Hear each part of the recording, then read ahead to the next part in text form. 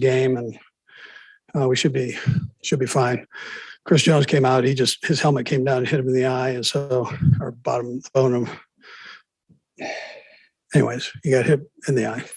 The fans were again phenomenal tonight. Pittsburgh travels well; their fans do. So it was a good challenge for our fans, and they drowned them out. It was an honor to coach against Ben in his last game. I'm happy for him. He's been a two-time champion, future Hall of Famer, done a great job in this league, representing this league. So, and I know he'll do the same when he's done here, whatever direction he goes. I was joking our guys that he probably needs to take some time off. He's been playing for 18 years, take a little time off and rest up and get himself back and do whatever he's going to do. He'll be great at it. Proud of our players, our coaches, for the job that they did. We understand this is a first step, but it was the most important game today, and that's the way our guys handled it. And so now we get ready for a good Buffalo team that's coming in here Sunday, 5:30 our time. I know Arrowhead will be rocking here, and we'll have a good week of preparation and get ourselves ready too. With that, time's yours. Let's go first to Adam Teicher. Go ahead, Adam. Hey, Andy, what told you that Jerick McKinnon would respond the way he did in his first game as the full-time featured back? And Brad, I'll have a second question as well. Yeah, listen, he gives you all kinds of confidence just by the way he handles himself. He's a confident guy. He works hard, takes care of himself, smart. So you felt like he's a good athlete. So you felt like if he got in there, he'd do a good job. He can catch the football. He can run it. He's got good vision. So it was good to get him in there. He's a good kid. All right. And I saw you talking to Roethlisberger after the game. What did you say to him there? Yeah, just it's been an honor. Basically the same thing I just mentioned to you guys. Just honor to coach against him. Wish him the best down the road. Whatever venture he chooses to take. Let's go next to Herbie Teope. Go ahead, Herbie. Coach, there was a play there, it looked like a wildcat formation, and then obviously that led to the Steelers' first touchdown. Given the results of that play, what did you say to the team after that to keep them focused and then also to energize them the rest of the game? You know what, Herbie? I didn't have to say much. I mean, they knew. The players know better than anybody when there's a screw up. So, but they bared down. Nobody was hanging their head. They just said, "Let's go," and we need to amp it up here a little bit, and that's what they ended up doing. Let's go next to Aaron Ladd. Go ahead, Aaron. Hey, Coach, specific to Travis Kelce, that this is 4 straight postseason games over 100 yards, especially when you all were kind of sputtering to start off the first quarter. How does he settle you all, or what does he bring to your offense that helps you all reach another level? Yeah, so he's a great player, and it's just a matter of getting him the football, and he'll do his thing. He stays positive on everything, and he's a good leader. He's one of the captains, playoff captains that we have, and he's voted on that by his teammates. So when he talks, they listen, and when he gets rolling, they like watching. So he does a nice job. Let's go next to Pete Sweeney. Good, Pete.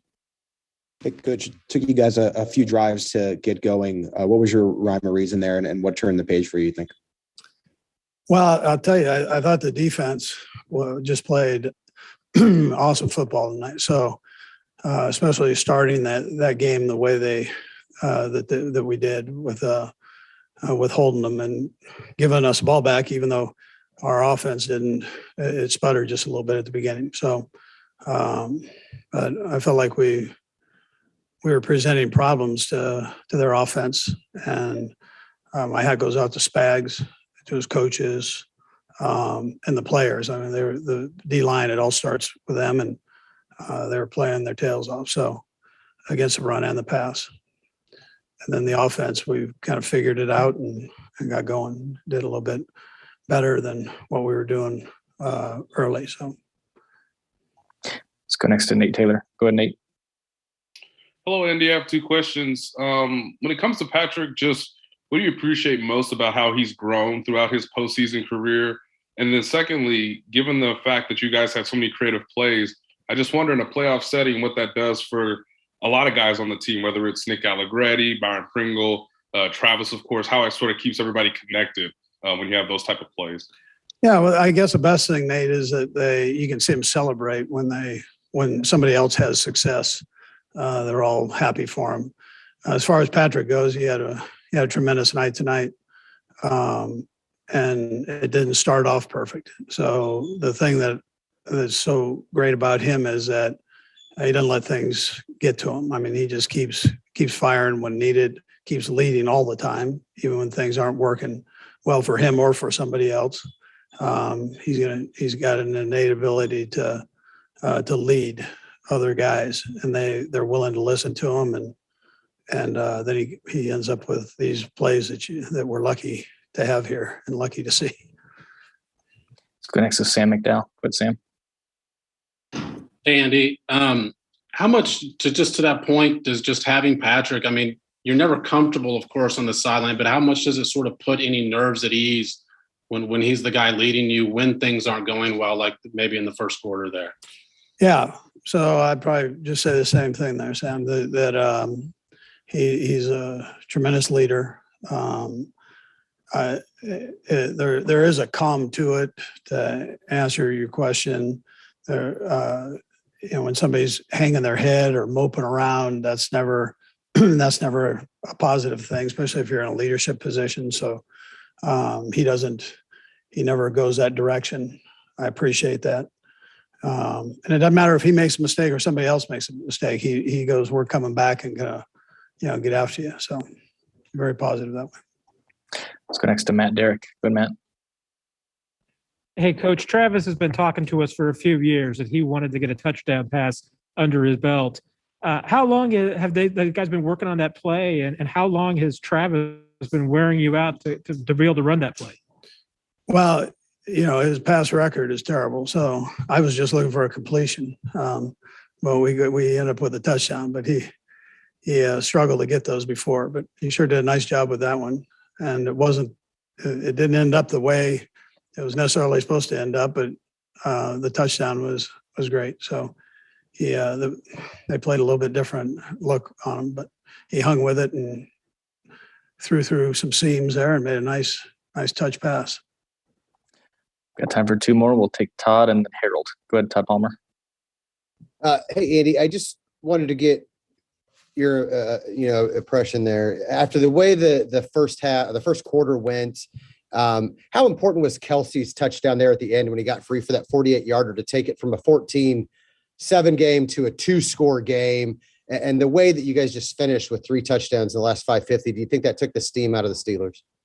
Yeah, I don't know about that. I mean, they had halftime right there. We were in a 2-minute drill, and our guys did a great job with that. The assistant coaches and EB take care of all that, and they did a great job with that. And so for us to even be able to get in that position for that play to happen was great. And then Trav working through the coverage did a great job with that. O-line had, protect. They knew we were throwing the ball, and I thought the O-line did a nice job of keeping the guys off Pat.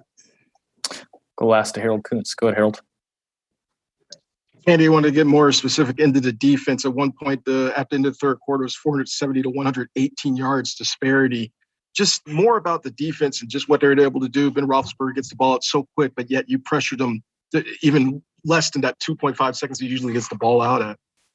Yeah, no, he does get the ball out quick, and so that's a challenge for the guys up front. I mean, you got to have a relentless mentality going when you come into play against him. And the hits are as important as the sacks to get him to try to move his feet. Now he's a pretty stable guy back there.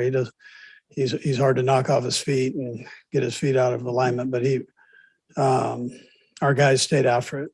And I thought our defense played tremendous. I thought we were aggressive on the back end.